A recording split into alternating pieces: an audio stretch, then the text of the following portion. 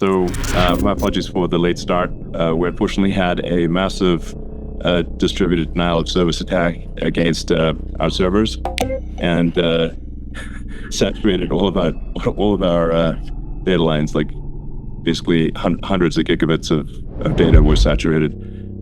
We think we've overcome most of that, and so it's now time to proceed. But as this massive attack illustrates, there's a lot of opposition to people just hearing what President Trump has to say, and but I'm honored to have this conversation. I want to emphasize it's a conversation, and this is really aimed at kind of open-minded, independent voters who are just trying to make up their mind,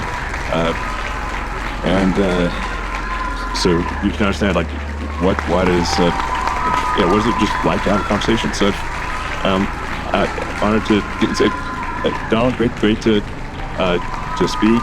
We had a great conversation yesterday.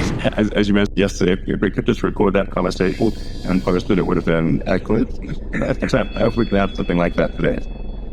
Well, I think we will. I'm pretty sure we will. And congratulations, because I see you broke every record in the book with so many millions of people, and it's an honor. We view that as an honor. And then you do want silencing of certain voices. Usually those are voices that have something to say that are constructive, oftentimes constructive. And so we have to consider it an honor. But congratulations on breaking every record in the book tonight. That's great. I think it's a massive. I think we're in massive trouble, frankly, with the Kamala administration, and that's my honest opinion. And I think really it's essential that you win for the good of the country this election. And I mean I'm just stating my opinion. Now you may have seen this, but I got a letter from the EU Commission, like saying, to not have disinformation on during this discussion that we're having, there's a lot of attempts to do censorship and to force censorship even on Americans from other countries, and what do you think about that? Well, I know the European Union very well. They take great advantage of the United States in trade, as you know.